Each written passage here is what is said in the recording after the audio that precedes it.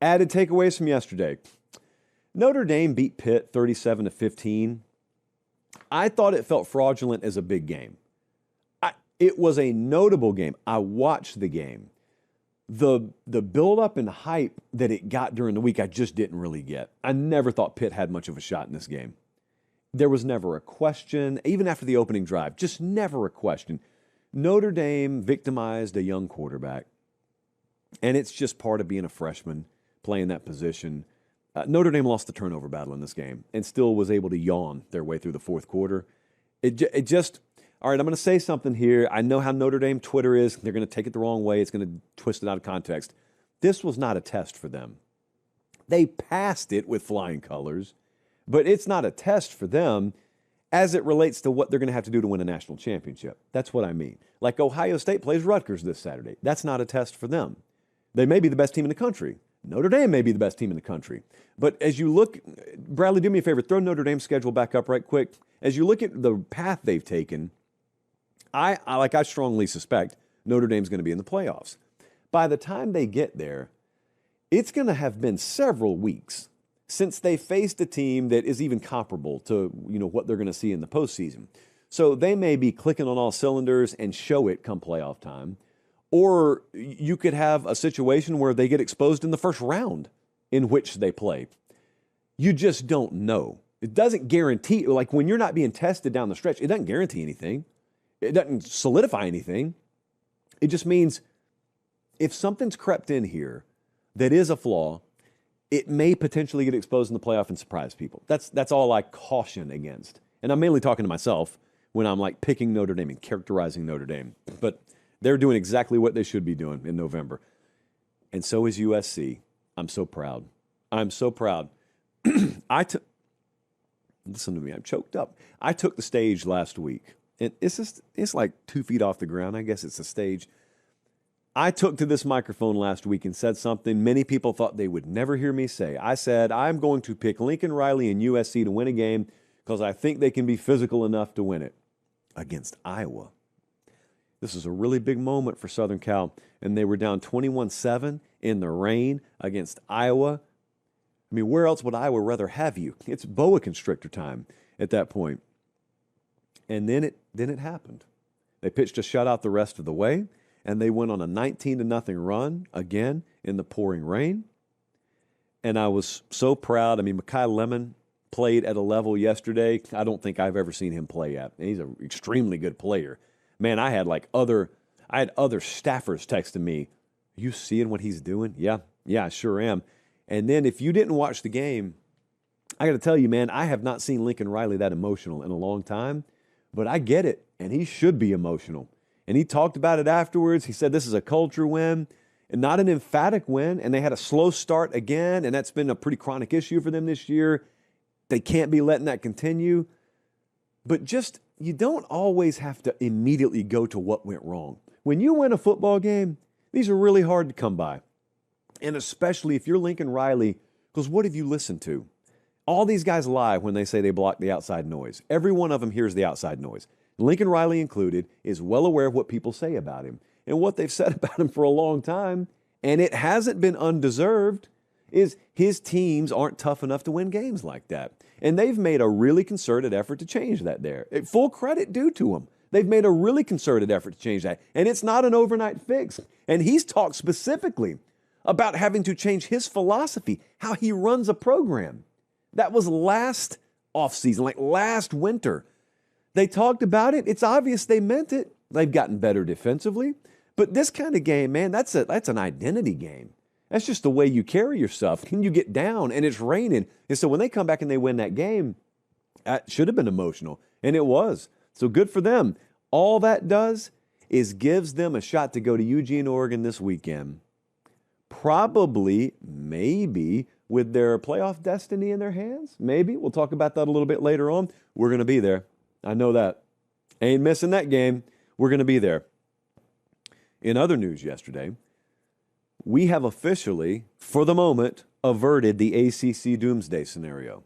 We'll get back to the video 1 second. Do me one quick favor. Look down. Make sure you're subscribed. Most of you are. If you're not, please do so. It's the way we keep the channel free, we keep the videos coming, and we get to do college football year-round as God intended. All right, as promised, back to the video. I'm not sure if I was pulling for it or not. I was just interested to see if it could happen.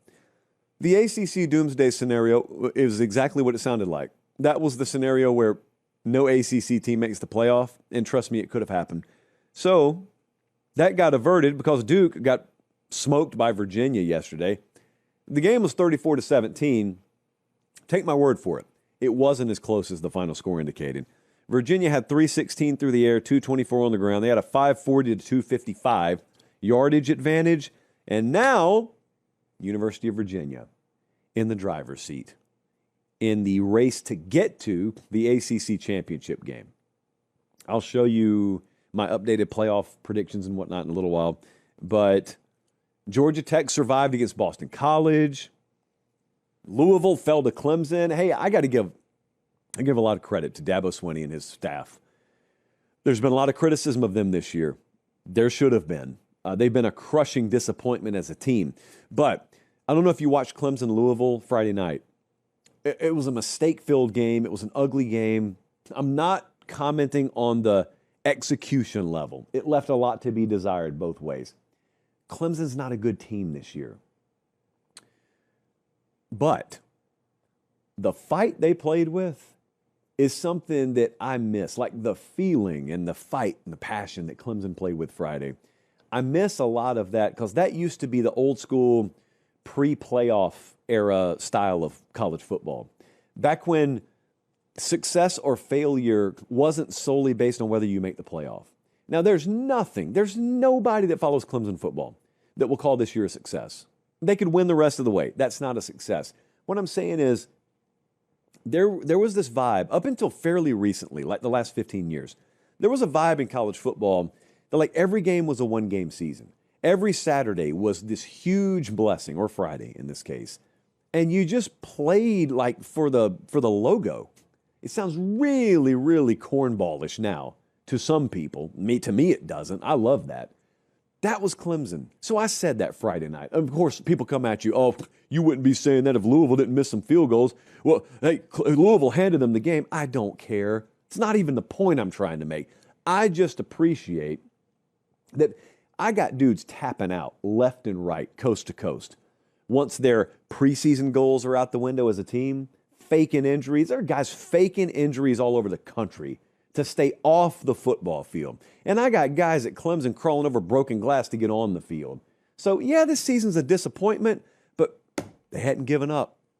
They hadn't given up. They are limited in their capability as a team, but they haven't given up, and I just want to say I appreciate it. That's all I want to say. Miami floored NC State. We'll see where the committee has them. Miami, I still think, clearly it's the best at-large shot for the ACC to have.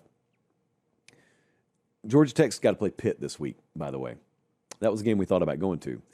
Pitt at Georgia Tech, and then Georgia Tech then plays Georgia after that, which doesn't matter in the conference standings, but the ACC doomsday scenario looks like they're going to get a team in, at least for now. Ole Miss and Florida was an interesting game yesterday. It was a really competitive game. Ole Miss stretched it late. It was a very compacted one-possession type game up until the very end. The game kind of took a back seat. I mean, most people were talking about Lane Kiffin in this game, more so than the game itself. And I'm going to talk about that later in the show. Ole Miss is pretty clearly in the playoff right now. I think they're sitting at like 99% probability to make the playoff. The Kiffin thing has to get solved. It needs to get solved sooner rather than later. I'm going to talk about it in the show a little bit later. And G5 Josh coming to you live from Nashville here. It is my duty to inform you that now that Navy has taken down USF, currently North Texas has the best odds out of the G5 teams to make the playoff, followed by James Madison, followed by Tulane, and then a big gap, and then everyone else. So this is going to be interesting. North Texas, let's say they go undefeated the rest of the way. They will presumably, they'll win the American, and presumably they are in the playoff. Now, that's not my question. My question is, James Madison, what happens to them? because we're going to go over this in a little while. The AP poll is out for this week. James Madison is ranked like 21st, isn't it, Jesse? Something like that. So my point is, James Madison, if they're already sitting there in the kind of top 20 to 25 range, the playoff committee rankings have kind of loosely mirrored what the AP is, minor differences. So if the committee has James Madison ranked come Tuesday night, we got to ask ourselves, if they beat Washington State and beat Coastal and win the Sun Belt against Southern Miss, I would assume, how high are they going to be ranked? Could they be ranked higher? Like right now in the AP, they're the highest ranked G5 team is what I'm trying to tell you. So like if all of them win out, is the American champ at the very end going to jump James Madison? Most people think they will. If they don't, James Madison is guaranteed a playoff spot. Yes, that's a real sentence coming out of my mouth. We're talking about a battle between North Texas and James Madison to make the college football playoff. Think of that what you will.